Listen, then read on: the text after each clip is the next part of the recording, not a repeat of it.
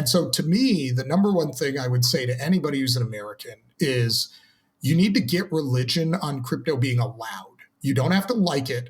You don't have to think it's great. You don't have to think it's perfect. But the idea that just banning it will work will only cause us to play from behind in the future of the financial system. And that's a huge mistake.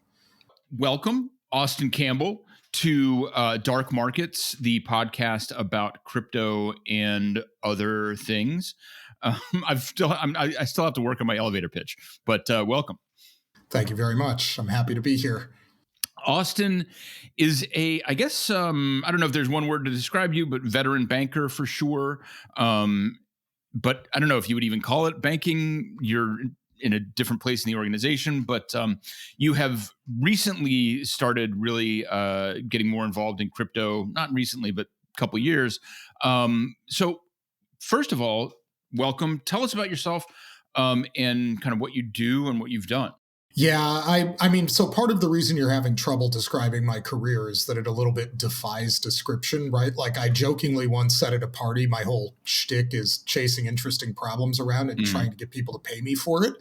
So I started way back in the day in reinsurance, actually, because a timely topic in the early to mid 2000s was modeling terrorism risk, which coincidentally, the form of math I had been studying was how you did that at the time. So I broke in there, and that slowly had this gravitational pull towards securities markets because I started with traditional reinsurance and then catastrophe bonds and then thinking about trading those bonds. So I ended up at JPMorgan, right, as you're referring to the banker background. And I was part of and then ran insurance-linked trading over a span of about a decade. And that's a little bit of a misnomer because at JPMorgan, inside of insurance-linked trading was all the cash stability products. So if you're a crypto person, I'm about to say something and you think you know what I'm talking about, but it's not true. And so what it is it's a product where we would have a large underlying portfolio of bonds, and then people would need to be able to trade in and out of that portfolio at a stable $1 value, right? If you say that to people in crypto, they think you're talking about a stable coin. But in reality, there's a thing called stable value. It's been around for many, many decades in traditional markets. There's roughly 1 trillion of it in 401ks and other retirement products. I ran that desk at JPMorgan, among other things, which is part of what eventually led me towards crypto. And is that basically kind of constantly rebalancing a portfolio? So if you want to get into the nitty gritty on that one, what you're doing is looking at a retirement fund and say, well, if we want a cash preservation product in here, the off-the-shelf version is a money market fund. But putting that kind of liquidity into your 401k is a little bit like killing an ant with a bazooka, right? Which is to say it'll do the job, but there's going to be some collateral damage. So what you instead do is take something that looks like your average investment grade short-term bond fund. So think of thousands of CUSIPs, duration of 2 to 3 to 4 years, spread across industry sectors, security types. So like there's a mix of a lot of stuff. So there's ABS, MBS, CMBS, commercial credit, sometimes govies, munis, less so because of the tax reasons.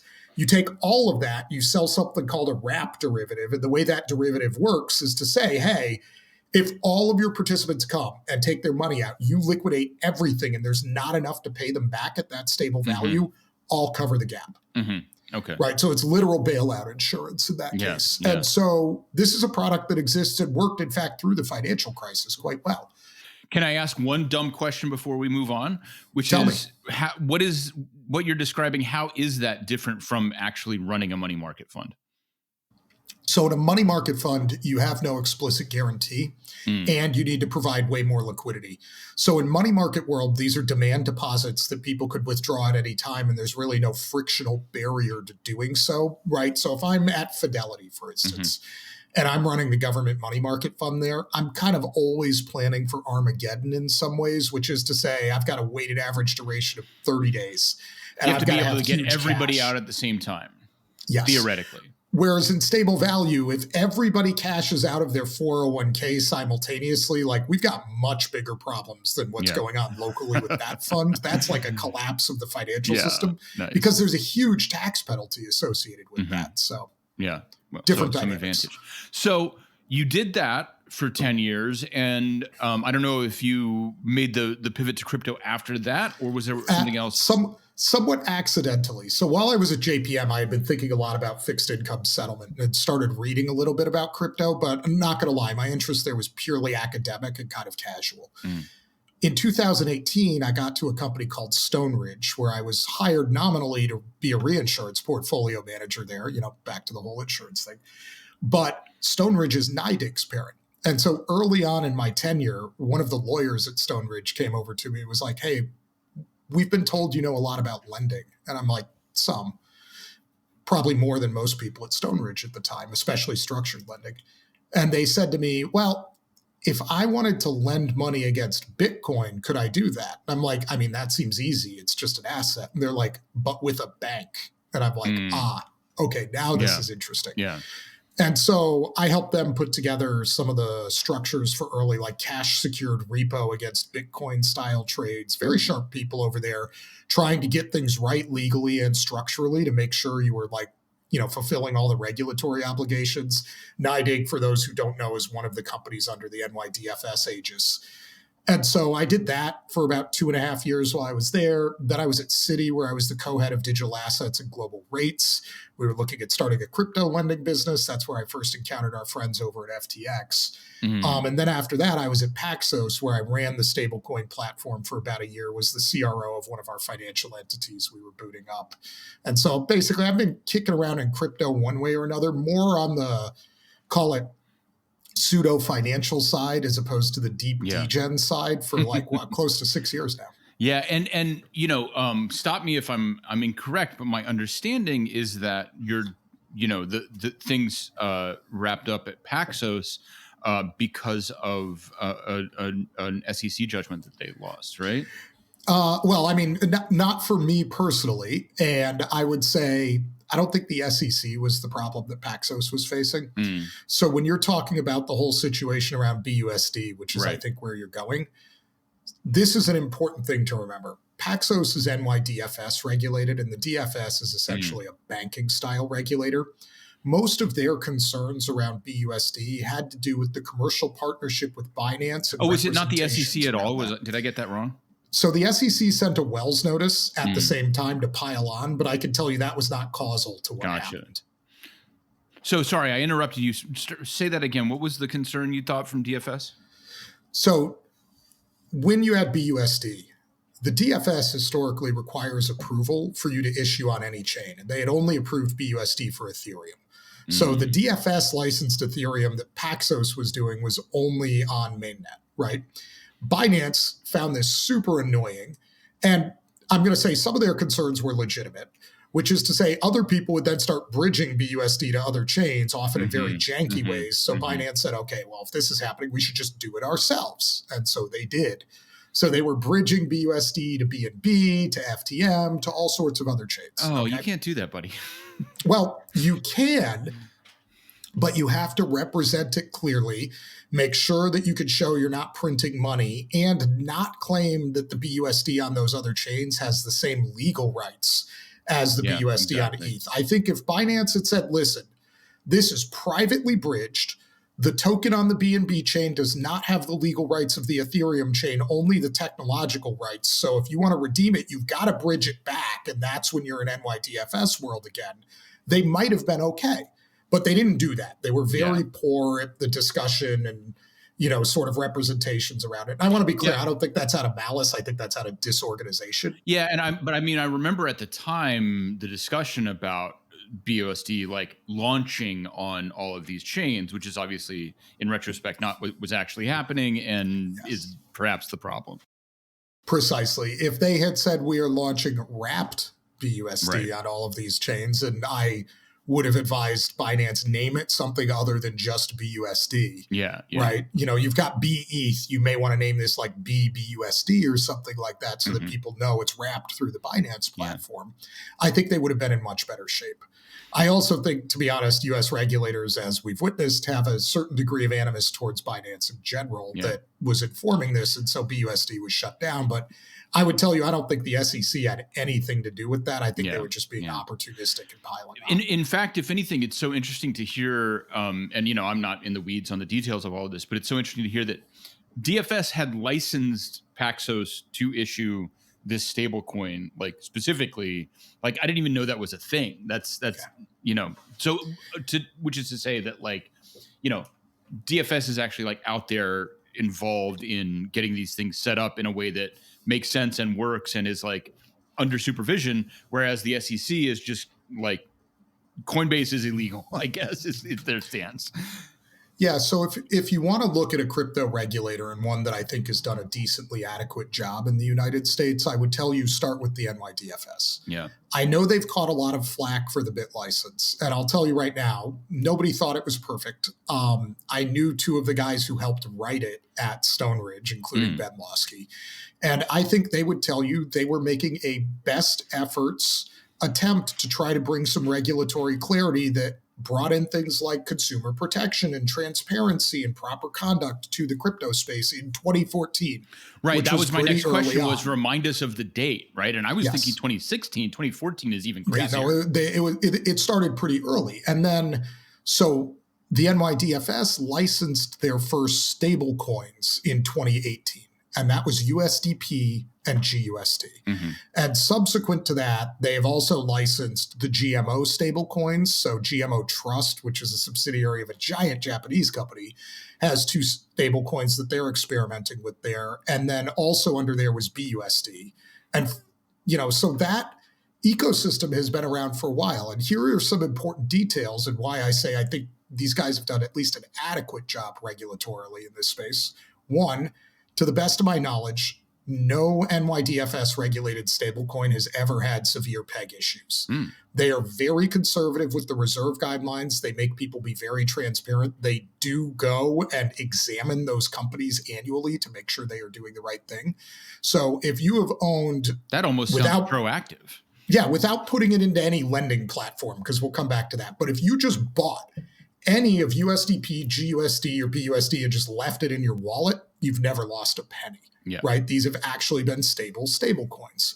The second part is they've been iterating on guidelines. So while I was at Paxos in 2022, there were several people at the DFS working on revising their stablecoin guidance to make sure that it was up to snuff and best in class, and I was advising them on that. And I think, again, they've done a very good job with it. A lot of McHenry's stablecoin bill actually looks very similar to what the DFS is already doing.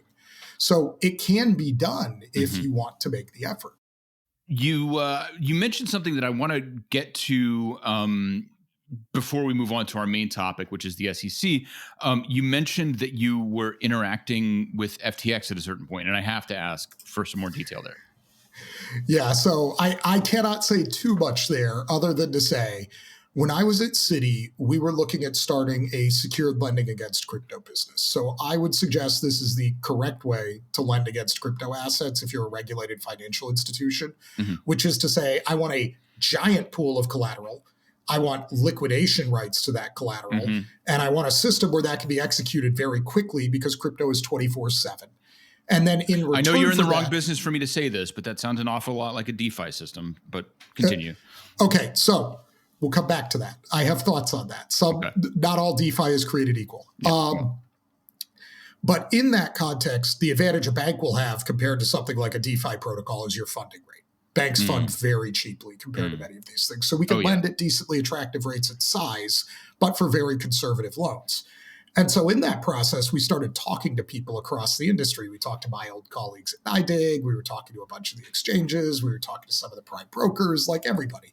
And FTX was one of them. And I remember it was a strange experience because at first we encountered the folks at LedgerX, and they were very buttoned down, had their act together. I remember Mark Weegan in particular made a very positive impression, like clearly knew his stuff. That little box was fine. And then we got upstream to the FTX box. And I remember it was just a very weird call where you ask them questions and they're basically like, oh, we don't tell people that. And I'm like, okay, I asked, do you have a market risk program and how does it work?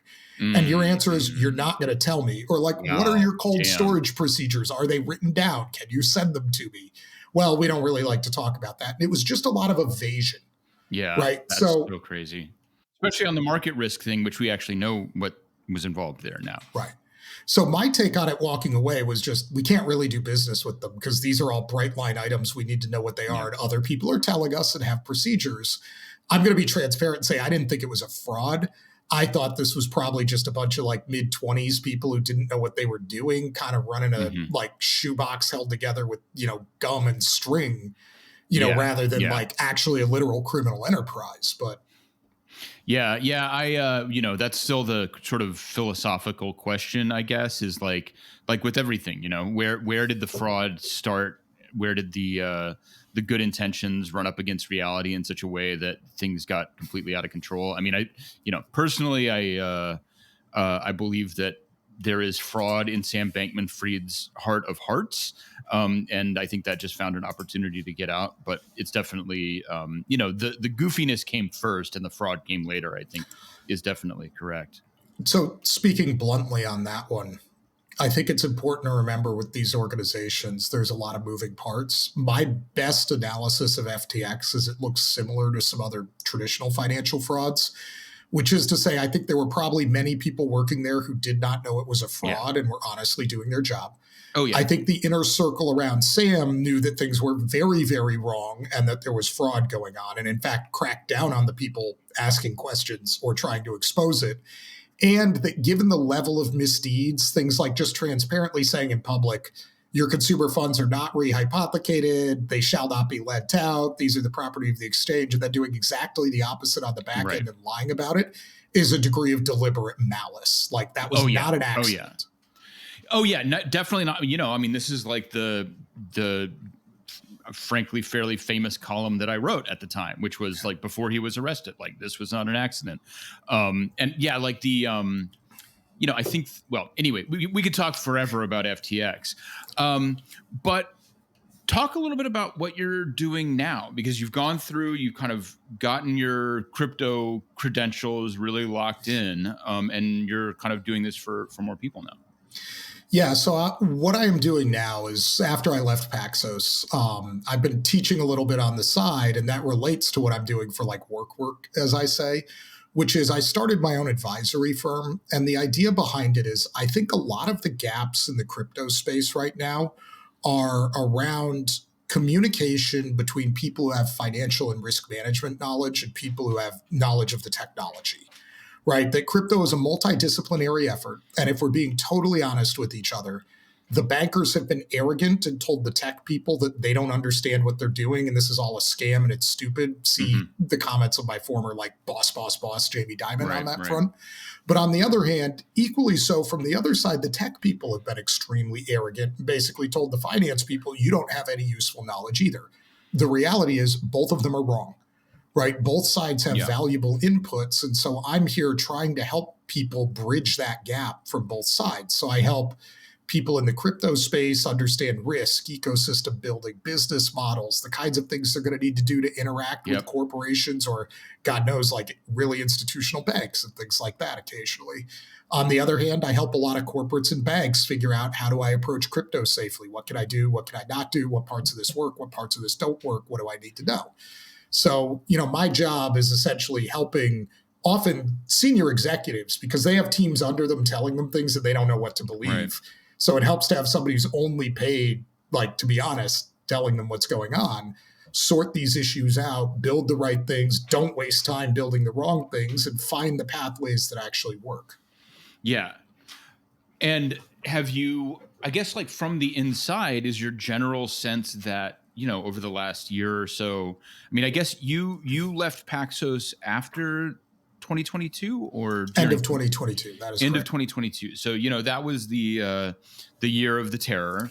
And so I guess I'm curious, over the past year, have you seen people kind of recovering from the shock and horror of what happened in 2022 to kind of open their mind again about, the broader trend? I mean, I think some of that is actually understanding why things went so wrong in 2022. Right. And if you really look deeply at it, it exposes what are the good parts and the bad parts of the ecosystem and how do things really work. I would tell you in general, I think there are a lot of people who are still very optimistic long-term about the technology. I think those people are often also extremely pessimistic about many of the things that have currently been built so far, which is not an indictment on the future path, right, of the Mm-hmm. space. In many ways, I look at 2022 in crypto a little bit like the tech crash around 2000, Mm-hmm. which is to say, a lot of things before then got wiped out, but that did not stop us from using the internet or technology, right? Right. Like it may be more of an execution problem than it is like a core technological problem. Yeah, and I just like I don't know how much you are, engaged in this level of discussion with people, but I mean, I feel like things have turned around in a crazy way. Like two things off the top of my head, obviously, like ordinals and other innovations on Bitcoin are going to be crazy. People are building L2s on Bitcoin now in a real way that is just like wild. And then I don't know if you've probably seen me tweeting a lot about Farcaster, which I'm Yes. super stoked about too, which is not, necessarily like the kind of thing you deal with directly, but it's certainly like I feel like it's a really nice model for where things can go. And it's like, we've had like multiple decentralized social media scams. And so to have one that doesn't seem to be a scam and is not asking people to pay $5,000 up front for their namespace is nice. So it's interesting to me that people raise things like this as examples because I look at the space and I say, I'll come back to Farcaster, but let's talk specifically about Bitcoin for a moment. I am actually pretty skeptical about many of the Bitcoin L2s. And I think it has to do with how I think about financial markets in general, which is I've always been anti-monolithic chains. Mm. I've always been call it anti-generalist because the reality is transaction preferences themselves are not monolithic. Mm-hmm. So one of the things I hit my class with occasionally at Columbia when they ask questions like this as well, do you think you need the same amount of security to buy a $5 coffee and clear a $5 billion repo trade? Yeah. Because if the answer is no, then you're probably talking about a non-monolithic blockchain world. I think Bitcoin has proven, my opinion, that it's a pretty good store of value in terms of the design and that it's a relatively secure storage and custody layer. So in many ways, when I analogize it to digital gold, I mean that as a compliment. It's really hard to be gold. Yeah. Many things have wanted to dethrone gold and none of them have succeeded so far. So the fact that Bitcoin might is actually quite the compliment. But on the other hand, I don't think Bitcoin is ever going to be a fast payment system because there are many things you need built in there, like high-speed batching, transaction reconciliation, chargebacks, reversals, and all of those are antithetical to the design of Bitcoin and would actually greatly undermine it. And if you start building L2s on Bitcoin to do that, it's always kind of a hack. And why are you putting that inside Bitcoin to begin with? And by the way, why does that even need to be decentralized? Maybe it doesn't in the same way. And so to me, we're going to have many different verticals. The value of blockchain technology for me is being a sort of global omni ledger for specific types of assets. It's more about the composability and open access than just decentralization. Sometimes but I think decentralization that's kind of the point. is good, but not always. Bitcoin is not composable. I think that's kind of my point, Yes. And I think that I'm not thinking so much about payments, right? It's more about finance, and you can, you can't. This is why Celsius happened, for example, is that you cannot lend Bitcoin at a particular rate on chain, and so if we can get that going, is what I think is going to be really nice. So. One other question before we really get into the topic of the day, which is the SEC, and which is Tether. I want to just talk a little bit about Tether, if you can, which is, I think that broadly, I think there has been a big shift both in what is actually happening at Tether and in people's perception over the last 2 years, maybe I want to say, where they've pretty much, or they at least appear to have put some of the worst excesses of their past behind them, and are now operating in a at least slightly more trustworthy way, it seems. And so I guess I'm curious, just kind of for your take on that process, but also kind of whether you think it's a good thing that the largest stable coin is effectively unregulated. Well, so there's a lot to unpack there. I'm going to kind of take that as three questions. We'll come to the regulatory one last. So first one, what do I think is happening with Tether? I think they've basically undergone a transformation of being kind of janky and very like loosey goosey with managing this whole thing towards getting significantly more professional over about the past 4 years, if we're being totally honest. And that means something coming from you, just to emphasize for listeners. Yeah, they've gone from owning a lot of commercial paper, never as bad as the rumors were, but never as good as you would want for a cash preservation vehicle, and all sorts of weirdo investments, to largely owning a pile of T-bills and overnight reverse repo secured by treasuries. I still believe they were in Evergrande. I still believe I actually don't believe they were, having seen some of their stuff. But on the other hand, I'll take your word for it. That's good. That's correct. But on the other hand, they were still in some commercial paper they shouldn't have been in. So overall, punchline, it's gone from being something that they had to get lucky to continue to survive, which is not a long-term strategy in financial markets, to something that's actually much more durable. I still think in the current form, my concern is more around the form factor, which is to say, I asked 2 questions about stablecoins. One, do I trust it right now? And I would tell you my answer for Tether is actually, yeah, I think right now they've got all the money. But the other one is, if I don't pay attention to it and come back 2 years later, do I trust the guardrails are there such that I know we're good? Yep. And in the case of Tether, the answer there is transparently no, because they don't live within that kind of framework. Contra like USDP, where literally there will be somebody at Paxos who goes to jail if they YOLO that whole thing into Tesla stock. That's not true of Tether. Right, yeah. And so that to me is a big difference. 3, and for a little context there, I mean, it's significant because, there's seems like a growing consensus that there will be at least some kind of recession this year. And that's when you start having to look at the assets underlying. So, yeah, Tether, having grown up in a zero rates environment where we didn't have large downturns other than COVID, which they dodged, has turned out to be very lucky for them. Right? Had Tether launched in the 90s, they probably would have gotten wrecked early with all the interest rate fall there. So the last point on, do I think it's a good thing that the largest stablecoin is offshore?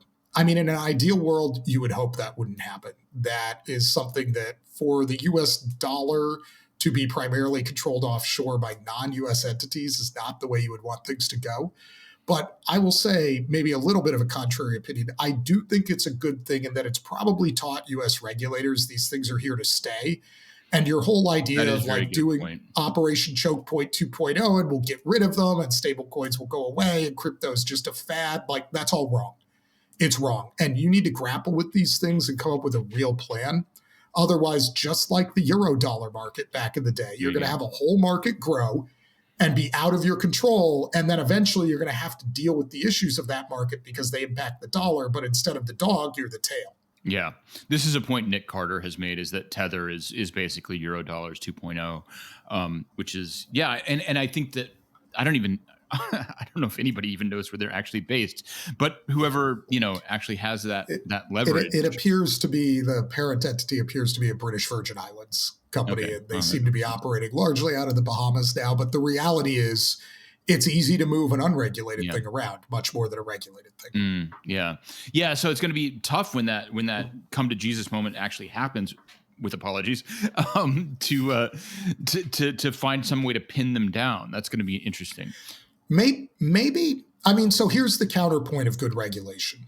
Really good regulation doesn't try to regulate things you can't control. It tries to regulate things you can control. So if I were in charge of McHenry's stablecoin bill, one of the things that I would put in there is, very simply, if I want to solve this problem, if you want to use a stablecoin for commerce or call it a stablecoin in the United States or to US persons, you have to register and follow these rules, or you need to be in a regime we give equivalency to. And then you just do that and you walk away. Because do you know what that means?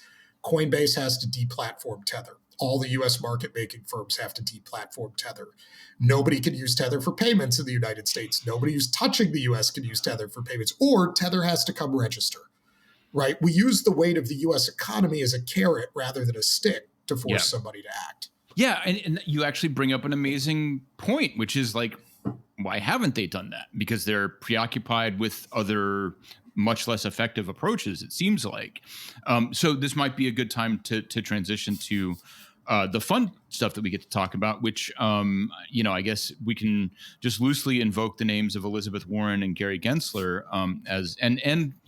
Jamie Dimon too, we can talk about a little bit at least. And I guess like to frame it a little bit for listeners who might or might not have been paying attention, I think my characterization would be that there has been a lot of, frankly, political theater about crypto over the last 2 years. Having to do with getting certain people in front of Congress and public statements by Jamie Dimon and others. That does seem, and this I guess is maybe my first question, is this all seems so coordinated and so tactical. And I wonder, I think that there are certain things where it's actually less conspiratorial than you might think. For example, the fact that Prometheum, which we'll talk about, went in front of the House is at the SEC's recommendation is kind of normal, even if it looks sketchy from the outside.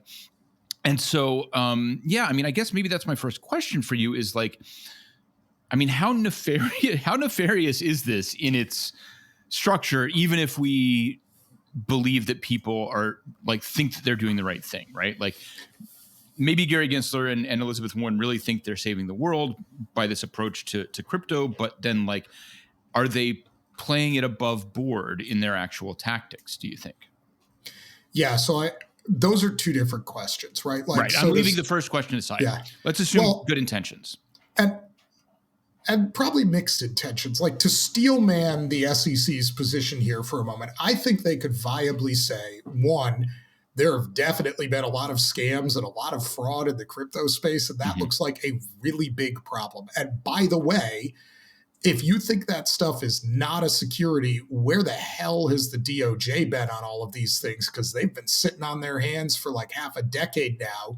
So we feel compelled to step in to do something because nobody else is, and our job is to protect consumers. Two, they probably have a point that at least some of these activities are securities like in form and were not registered. I'm not saying all, but there are at least some tokens that being a pretty neutral person look at it and I'm like, that should have registered. Which they could have had some easy dubs. Which correct. Is the mysterious part of all this. And three, I think they would complain that a lot of VCs and others in the space essentially ginned up a whole lot of interest and then dumped tokens on retail without being transparent about what they were doing. And again, all of those I would say are true. Right. So let's concede that to the SEC right at the outset. The problem with their approach and where is that they're even suing if Coinbase. Well, before we even get to Coinbase, the problem with their approach is assuming all of those things are true and you have good intentions, their execution has been so bad. You can only say either you are grossly incompetent or you are criminal.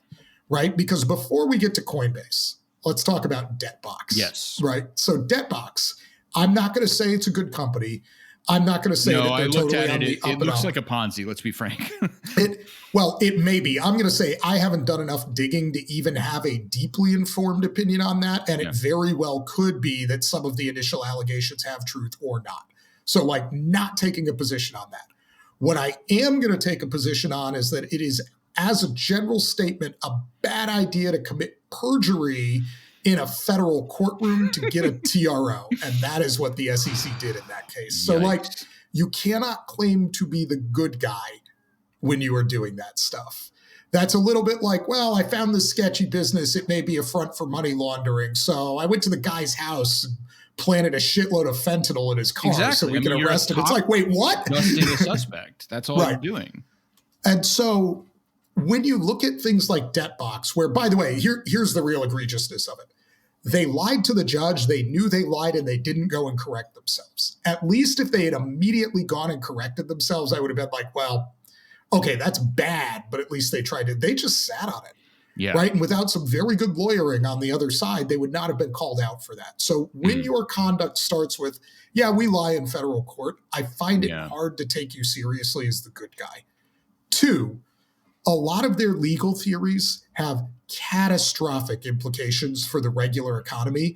And I think their crusade to quote unquote get crypto has made them oblivious to the collateral damage. So like the whole back and forth with Gensler and Richie Torres, where Torres was asking him in a hearing, are Pokemon cards securities? And Gary's like, no. And Richie's like, well, what if you tokenize them? And Gary's like, well, maybe.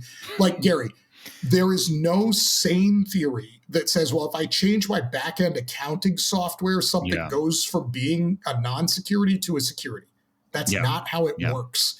And so by tilting at these things and trying to come up with these incredibly expansive theories of what a security is, what they've really done, and this is where I'm worried and where Americans in general should be worried, is opened a Pandora's box for whoever the next SEC chair is. Because you know what's going to happen? Say Trump or somebody far to the right of Trump wins and comes in and is like, well, now we want to use this same playbook.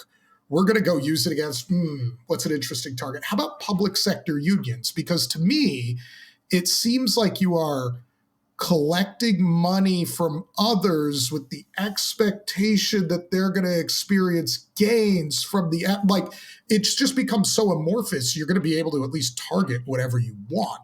I haven't heard that labor comparison before, and that's incredible. That's like, that's you know, the Pokemon thing is one thing, but when you start talking about like membership organizations being a security, then you're really talking about screwing things up in a major way. How about royalties on songs? Right? Like you start getting into really weird territory when you say, well, you don't need a contract or even a direct relationship, just buying a thing because you think people will be involved in an ecosystem and create value. Right. So like used car salesmen or securities dealers, right? Like, guys, stop. Right. Yeah. Like, what is a road? You know? Yes. It's a security, apparently. But that, to me, that is where a lot of my bigger problems with the SEC are around sort of the procedural issues that they are creating by pursuing this. So like, great example, suing Coinbase, right? Which you brought up earlier. The thing I find most odious about suing Coinbase is that you had a list of tokens that you are alleging are securities. Do you know what they never did? Enforce against any of those issuers. They're just trying to backdoor it in through Coinbase without these people getting to represent themselves, which could be, by the way, massively value destroying for the people who bought those tokens. So and then, it's a little bit like to protect the village, we bombed the village. Does that become like a specific precedent for those tokens then that you can go back and say, like, this judge ruled against Coinbase, therefore you Filecoin are a security and are going to jail? It would depend on the nature of the ruling, but that's certainly what the SEC is trying to achieve in this case, yes. Yeah, wow. So what about, you know, and I think maybe this is a more subtle question, but, you know, I think that Elizabeth Warren, despite her background in, you know, to some degree being familiar with finance, I think has less reasonable expectation of knowing what she's talking about on these topics. And so I guess I kind of wonder, and, you know, we'll get back to the SEC, but it's on a different topic. What do you make of the kind of emotional opposition to crypto that's less about like regulation and more about this is evil or something, or like, and I guess another, you know, topic that came up was and related to Warren was the Wall Street Journal's reporting about terrorist financing, which has also been now completely debunked and to my knowledge has not been retracted.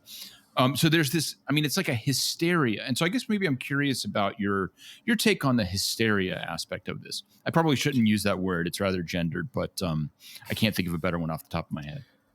Well, I think we've just applied it to a lot of people of both genders, so maybe it still works. So I would say I think there's two parts to it.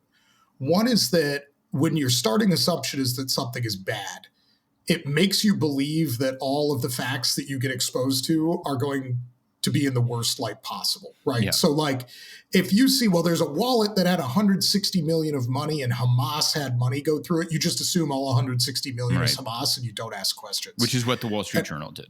Right, which I would suggest is it's motivated reasoning, it's insufficiently critical, but this is the kind of thing people do all the time, right? If you look across the American political spectrum, right, you can see on both sides, like there are Democrats who will assume anybody who owns a gun is a criminal, and Republicans who will assume that anybody who is an illegal immigrant or maybe even just an immigrant is a criminal, right? It's like none of these things are true. That's crazy.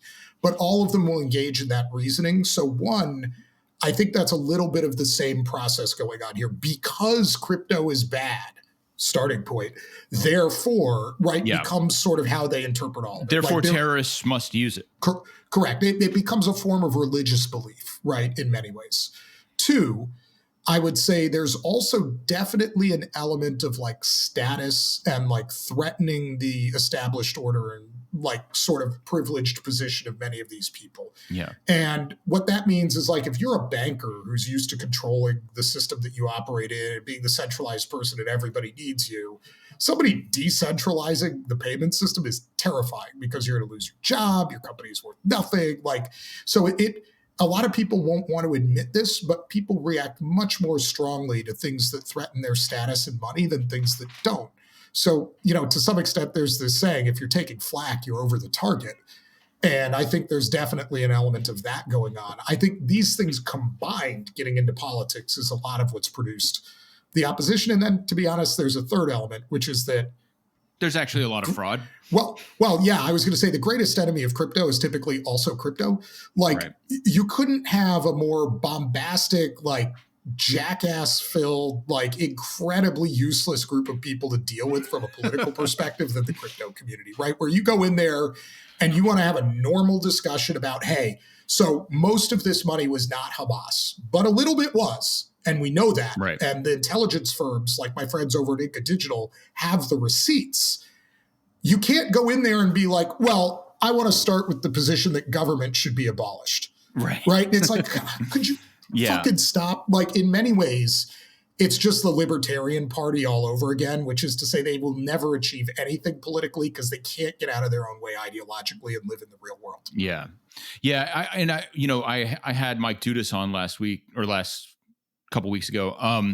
And we were talking about, I think that one thing that is changing on that front is the sort of decline of Bitcoin maximalism, which is really the haven, or maybe not even decline, but just the sequestering of Bitcoin maximalism is enough to get a lot of that sort of ideologically, and I mean, I don't want to just dismiss ideological motivation, right? Because like I'm ideologically motivated by things like, uncensorability, autonomy, privacy, but that kind of like, sweeping, frankly, reductive ideological performance, I would almost say, because there's ultimately ideology requires ideas, and I'm not sure that there are really fully formed ideas there. But I think that, maybe this is a question is, the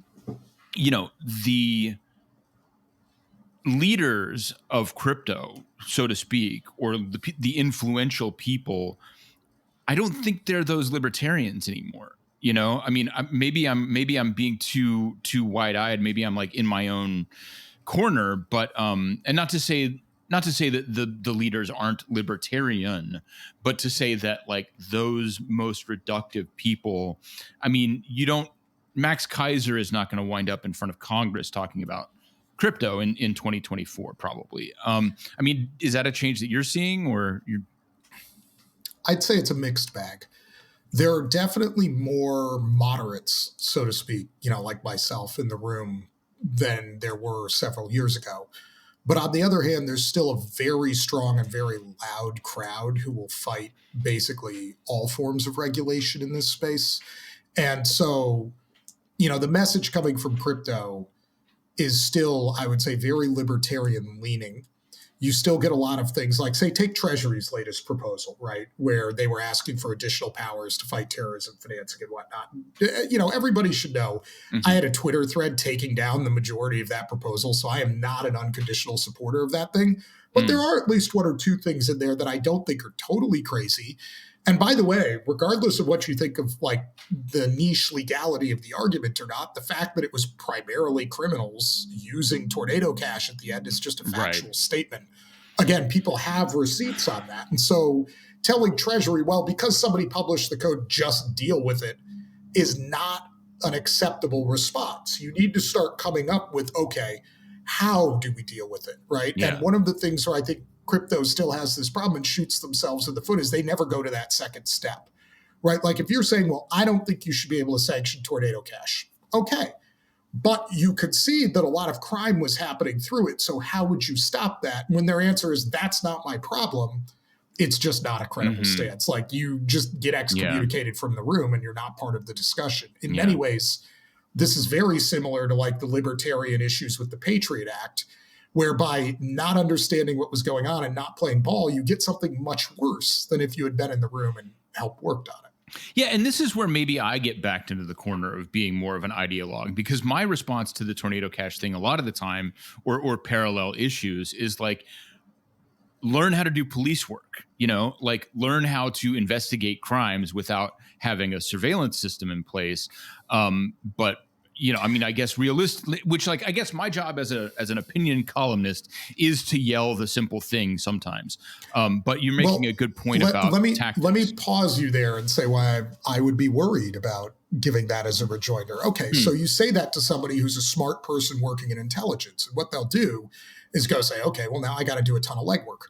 And they figure out, okay, these are North Korean wallets working through offshore exchanges. We don't totally know how they get their money there. I can't predict it in advance, and I can't interdict it.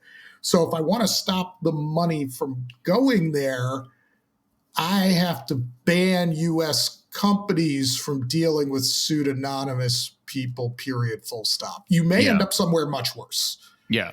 Well, I mean, we already have a version of that, right? Yeah, but we have a small version of that. You do not want like the Jones Act, but for crypto, where if it's not like manufactured in the US or mined by a US Bitcoin miner, it's verboten, right?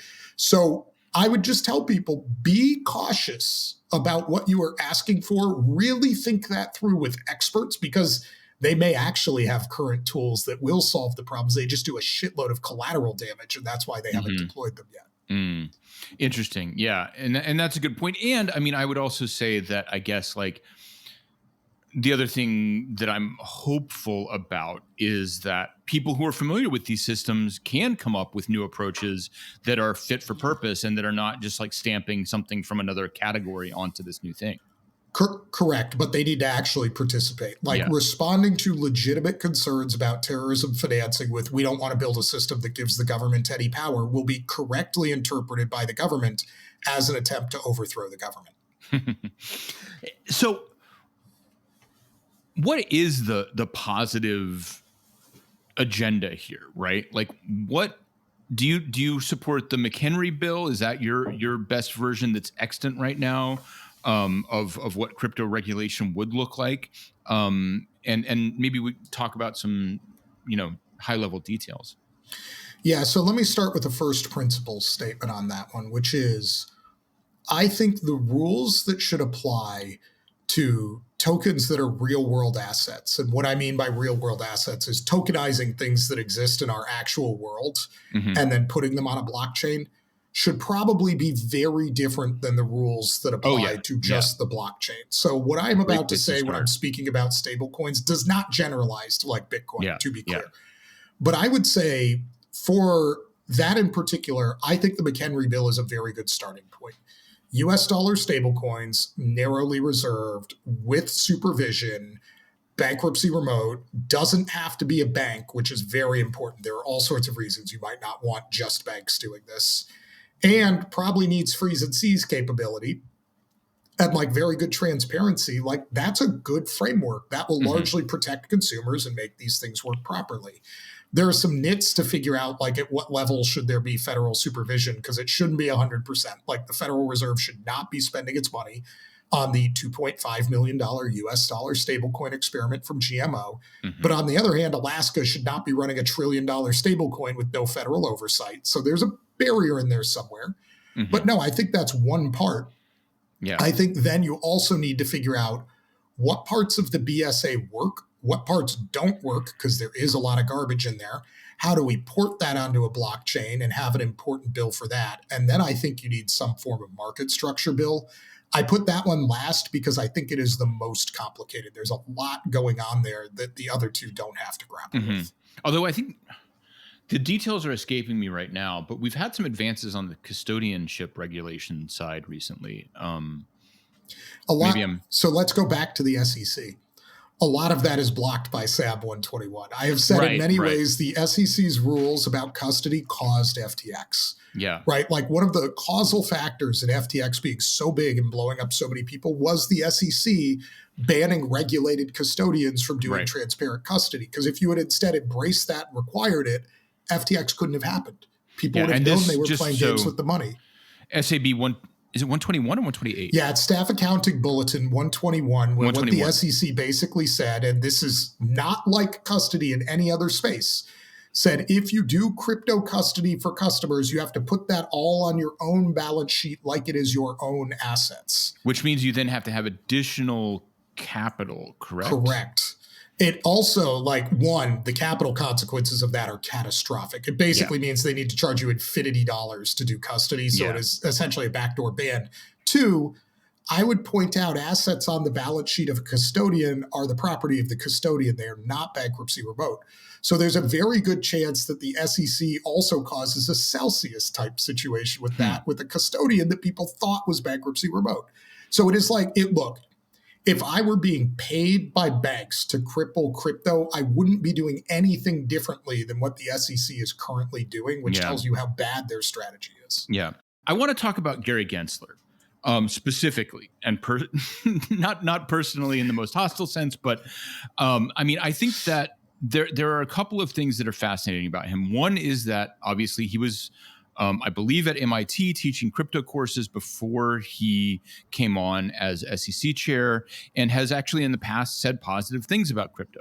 Second, he is well known to be ambitious, and for a long time there were discussions about people saying he wanted to be head of the treasury, and that, I guess I'll get ahead of the question here and say that seems unlikely at this point, but I guess I'm curious how much his personal motivations have shaped his agenda, and how you think that's working out for him. So it's interesting for me when people in crypto talk about Gensler's time at MIT, Mm, because I think the more relevant time was Gensler was the chair of the CFTC from what, 2019 to 2014, if I remember mhm. correctly.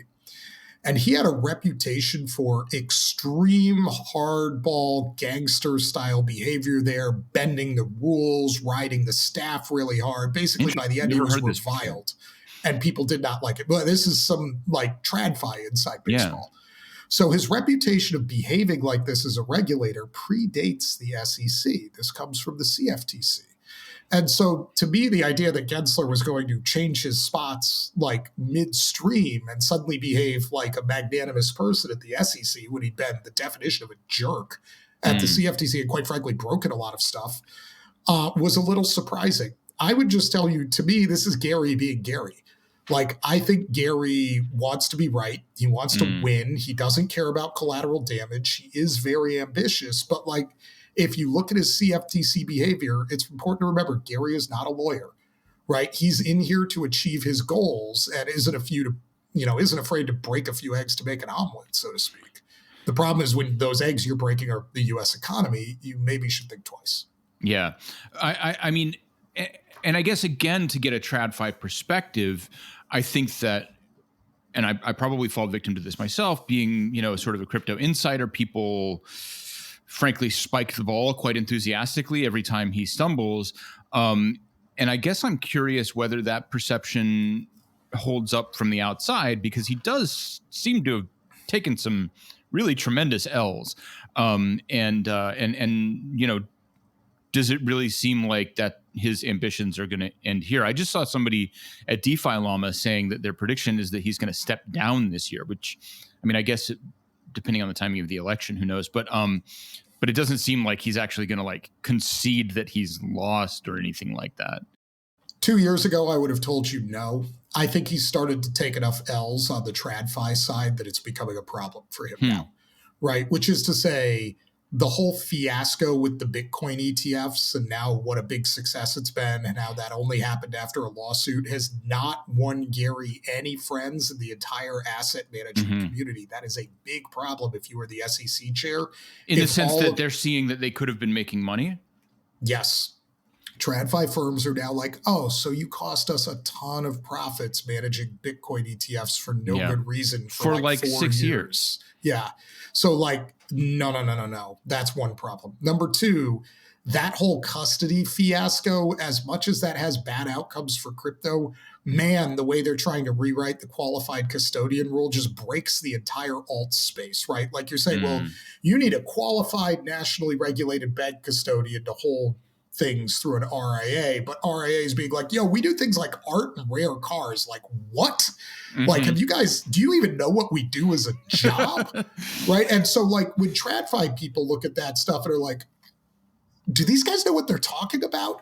Like, that is not the response that you want. And then lastly, just the crypto custody thing. Like, you blocked Boney Mellon and State Street. There's going to be repercussions for that. Yeah. So, and lying in court doesn't help either. Yeah. Gary is making a lot of TradFi enemies now, which is not something that was true several years ago.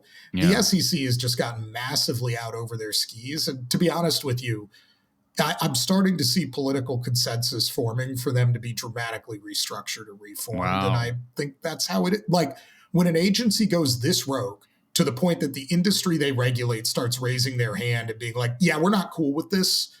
At some point, you've got to do something. Because like, hey, we'll just put a new guy in and it'll be fine is not a credible answer once it's been so procedural. Yeah. So I do have one other topic to get to on this, and then we'll start winding down, which is Prometheum, which is the quote unquote registered crypto exchange that might actually exist at some point in the semi-near future, but that was essentially used as again, a bit of theater by the SEC, put in front of the House, and was telling people that there was no need for additional crypto regulation, kind of echoing the Gary Gensler, Elizabeth Warren line that current regulation covers all this stuff and it's an illegal security. Now we have them saying that they have, and you might be able to get the details more correct than I am, but they have an approval to begin trading Ethereum.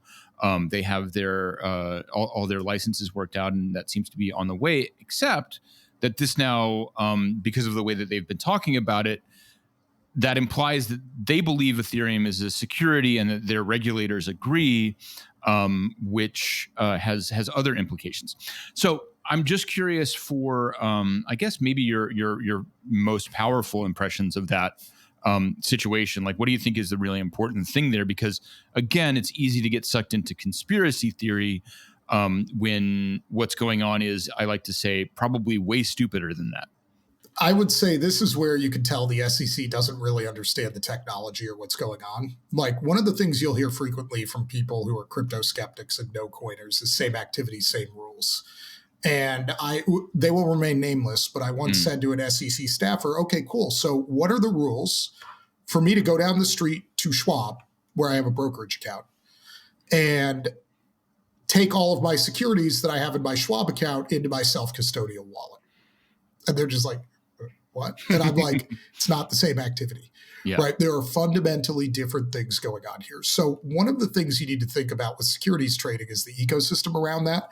So normally when you're trading, there's a broker-dealer, which faces the client. The broker-dealer faces the exchange, and then the exchange has a clearing agent, and often there's a custodian involved there as well. Mm-hmm. Okay, so problem number one, blockchains essentially do automated clearing on the blockchain. What a clearing agent is in blockchain world is kind of like, what? Right? So that is a problem number one. There is no crypto registered clearing agent with the SEC. So I don't understand mechanically how. So we know, just so people know what we're talking about, help me out. The big stock clearing agency is called what?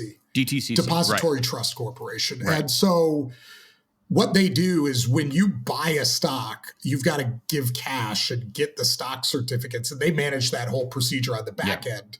And everything clears actually like 2 days after you do it. That's what T+2 is. So it's kind of a mess, right? That's classic like TradFi, like tape and bubble gum holding this thing together. Mm-hmm. But on the back end, you have people literally like moving these things around either manually or in a database. Yeah. Obviously, a blockchain automates all of that. So it leaves a real question as to like, what roles are we talking about? What does custodian mean? What does clearing agent mean? And the SEC not having provided any guidance or licensed any of these things makes me look at Prometheum and be like, congratulations, you have a one-legged, four-legged table. right? So like, even if you have your broker dealer license, Yeah. right? Okay, maybe you do, but like, where's the rest, guys?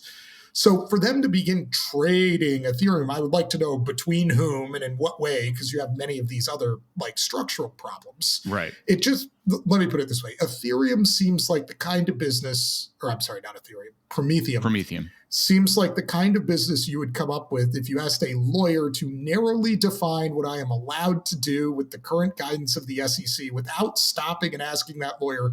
And by the way, it needs to actually work. Mm-hmm. Yeah. Well, and that's literally, I mean, they're literally a family of lawyers, I believe. Yeah. So that totally makes sense. But on the, on the tactical side, right? Like Prometheum also does actually have quite a few SEC and other former regulators that are in various positions or have been in the past. I don't know what the current thing is. So, I mean, is that just kind of, that was attracted, that talent was attracted by the premise that we're going to do the regulated exchange, or what? Yeah, I mean, so again, I think people like there's some grand conspiracy theory here is less true than it's more like, hey, these are people who know how the SEC thinks, and the only path the SEC would be okay with for crypto is basically stop doing crypto. Like no public distribution, no self-custody, like it all needs to live at DTC and be in custody there, you clear it the regular way. So we're going to build a thing that does that, right? Which to me is like an incredibly tech regressive viewpoint. It's a little bit like saying, well, you built the automobile, but it doesn't follow the rules. So turn the engine off and pull it with horses. Yeah. Yeah. Right. That seems like a great metaphor. That's basically what Prometheum is. Yeah. Well, I think we're getting up against your time to handle other things, but are there, any last important topics that are burning a hole in your pocket, and B, just kind of things that you want to point people towards, or, plugs? Well, I was going to say my last important topic, and this feeds back into Prometheum, is the path that's actually going to happen with all this stuff is not like the Ferrari being pulled by horses. It's all this stuff is just going to move offshore.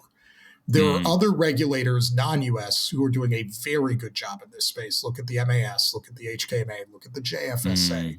Go have a look over at what's going on in Abu Dhabi and Dubai, maybe even the EU, depending on how MiCA turns out. The UK is working on stuff. Bermuda has a stablecoin framework, right? So it's going to move. If we don't do it here, it will happen. It will just happen somewhere else. We've already seen this once with semiconductors, right? Yeah. And so to me, the number one thing I would say to anybody who's an American is you need to get religion on crypto being allowed. You don't have to like it. You don't have to think it's great. You don't have to think it's perfect. But the idea that just banning it will work will only cause us to play from behind in the future of the financial system. And that's a huge mistake. Yeah. Yeah, great point. And I mean, so what is your, obviously this is impossible to talk about in clear terms, but I mean, very broadly, what would you say is your time horizon for the US getting its act together before that actually happens? I would tell you by the end of the next administration, right? Yeah. If we haven't sorted this out by, the end of the next presidential administration, at that point, so much stuff will be built elsewhere that, well, specifically the problem is it's not going to move back.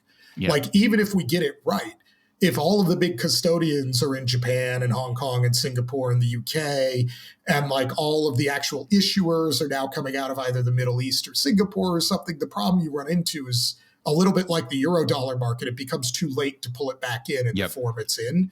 And also, 8 years of extreme crypto skepticism from the US would mean that them trusting the US again will take another decade. So even if you wanted to get them to move back, like, it just makes the time frame far too long. So I would say, to me, the biggest L we could take on crypto is essentially the Biden administration and their current crypto policies winning the next election. At that point, I'm going to tell you it's probably too late for us to fix it.